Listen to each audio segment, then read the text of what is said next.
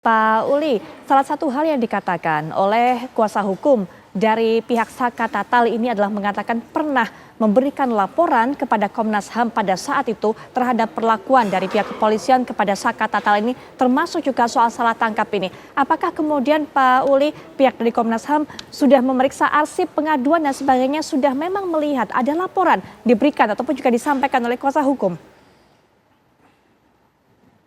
Baik, eh, kami sudah melakukan pemeriksaan arsip kami. Memang betul bahwa kuasa hukum dari Saka dan tersangka lainnya pada waktu itu tersangka pada September 2016 sudah mengadu ke Komnas HAM situ. Dan sebetulnya Komnas HAM sudah menindaklanjutin. Kami meminta keterangan ke Polda Jabar dan juga ditembuskan ke Propam Jabar dan eh, Polres Cirebon terkait dengan dugaan adanya penyiksaan dan juga dibatasinya akses dari kuasa hukum dan keluarga untuk menemui para tersangka termasuk Sakal dan teman-temannya. Nah, kemudian yang kedua, kami menghormati putusan pengadilan yang sudah berkekuatan hukum tetap terhadap 8 orang gitu. Tentu Komnas HAM sedang mempelajari substansi putusannya dan juga Komnas HAM sudah berkirim surat dan berkoordinasi sebenarnya dengan Polda Jabar untuk meminta keterangan terkait dengan pencarian 3 DPO yang belum ada keterangan lebih lanjutnya. Tentu Baik, kami berharap ya. agar adanya proses hukum yang adil ya, Oke, gitu, baik Pak dan Uli. juga proses Ya. hukumnya transparan. Baik, Pak Uli, mungkin kita urutkan satu persatu terlebih dahulu. Dari masalah laporan pengaduan yang masuk dari kuasa hukum, apakah yang melaporkan pada saat itu mengadukan ke Komnas HAM hanya kuasa hukum dari Saka Tatal saja atau dari semua terpidana pada saat itu, Pak? Kalau yang eh, ada arsip yang ada di kami itu yang mengadukan ada 4 gitu dari tersangkanya itu Mhm. Hadi Saputra, kemudian Supianto, Eko Ramadhani dan Sakal situ.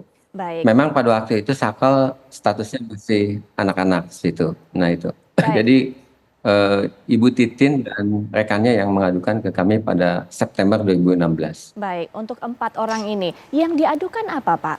Tadi Bapak sempat menjelaskan apakah memang hanya terbatas itu, yaitu soal aksesnya yang dibatasi untuk bertemu dengan pengacara, kemudian juga masalah intimidasi, atau ada hal-hal lain, Pak Uli? Tapi nanti ya Pak Uli ditahan, Pak Uli. Kita bisa bercerita lebih lanjut setelah jeda berikut ini, kami segera kembali. Anda kembali menyaksikan Apa Kabar Indonesia Malam. Pemirsa, kita kembali lanjutkan perbincangan. Pak Uli menyambung apa yang saya tanyakan tadi, Pak. Sebelum jeda, kita sudah tahu tadi ada 4 nama yang dilaporkan tentunya oleh kuasa hukum Ibu Titin ini kepada Komnas HAM pada saat itu. Nah, apa yang diadukan, Pak? Apakah memang hanya sebatas aksesnya dibatasi saat untuk bertemu dengan kuasa hukum dan juga ada intimidasi dilakukan atau ada hal lain yang diadukan, Pak? Silakan, Pak Uli. Ya, pertama yang mereka adukan adalah terkait dengan dibatasinya akses untuk bertemu, baik itu kuasa hukum, keluarga dengan para tersangka. Waktu itu tersangka gitu. Dan yang kedua adanya dugaan penyiksaan itu. Nah, itu yang dua hal itu yang diadukan kuasa hukum kepada Komnas HAM gitu. Baik, Dan kemudian Komnas HAM sudah menindaklanjuti. tindak lanjutnya dalam Kami bentuk apa, Pak? minta Kami minta keterangan ke Polda Jabar gitu tahun 2017 bulan Januari gitu terkait dugaan itu. Pertama tidak dibatasinya akses keluarga dan kuasa hukum untuk bertemu dengan para tersangka pada waktu itu.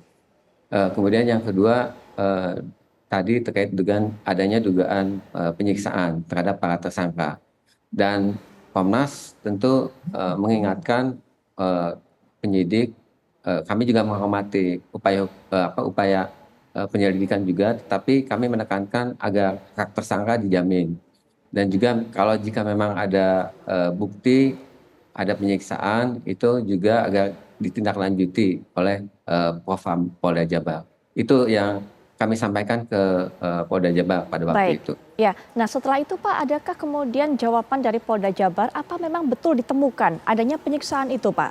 Atau bagaimana hasil dari Komnas HAM pada saat itu? Jadi waktu itu kami belum menerima jawaban dari Polda Jabar seperti itu. Kami juga belum menemukan dokumennya di Komnas HAM seperti itu. Kami lagi koordinasi dengan Polda Jabar, Mhm. dan kami juga menghormati proses hukumnya karena waktu itu sedang proses hukum ya Baik, dari Pengadilan Negeri Cirebon, kemudian banding ke PT dan ya, juga Mahkamah Agung seperti itu. Ya, baik. sekarang sudah punya kekuatan hukum tetap. Ya, Nah, saya tegaskan kembali Pak Uli, artinya tidak ada respon yang diberikan kepada Komnas HAM dari pihak Polda pada saat itu Pak, betul begitu? belum ya, belum ada respon Baik, waktu itu, betul ya, ya. ketika tidak ada respon Pak, Itu yang ada, kami coba. Mhm. Ya, ketika tidak ada respon dari, kami eh, ya silakan Pak, silakan. Kami kembali berkoordinasi pada bulan Mei ini, gitu, Mhm. dengan mengirimkan surat permintaan keterangan klarifikasi. Eh, Oke, Kemudian juga kami meminta kejelasan informasi atas pencarian 3 DPO tersebut. ya, Nah, jadi baik. kami ingin menekankan dan memastikan adanya proses hukum yang adil, Hmm.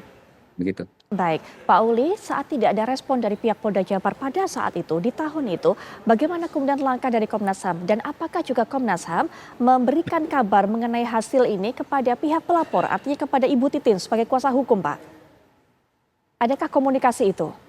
Ya, kami waktu itu tembuskan surat, gitu. Eh, Waktu itu komisionernya bukan saya karena saya baru hampir 2 tahun di sini, Komnas Betul? HAM. Ya. Eh, Di dokumen itu ada tembusan Hmm, pemberitahuan kepada kuasa hukum situ, baik. Ibu Titin dan rekan-rekannya, dan itu sudah kami pastikan sudah tersampaikan dengan baik Oh, gitu. oke, baik. Nah, karena ada proses hukum waktu itu, Mhm, kami Komnas HAM kan tidak bisa intervensi iya, dengan proses hukum, terutama di pengadilan sampai Mahkamah Agung, dan kami harus menghormati juga situ baik. putusan-putusan pengadilan yang sudah punya kekuatan hukum tetap, begitu. Baik, ya Pak Uli, dari informasi yang Bapak dapatkan termasuk juga melihat arsip-arsip mungkin, apakah Pak ditemukan ada barang-barang bukti juga yang diserahkan oleh pihak kuasa hukum, Ibu Titin maksudnya pada waktu itu? Mungkin ada foto, mungkin ada berkas-berkas ataupun juga bukti sudah terjadi adanya penyiksaan terhadap para tersangka. Apakah ada Pak? Eh, Kami lagi mengecek lagi gitu Mhm. di kami gitu dokumen-dokumen tersebut. Tentu ini eh, kami akan teliti lebih dalam gitu Hmm, dokumen-dokumennya gitu. hmm, Tapi baik. untuk sementara ini arsip yang ada di kami adalah pengaduan dari kuasa hukum Ya. Saka dan kawan-kawannya.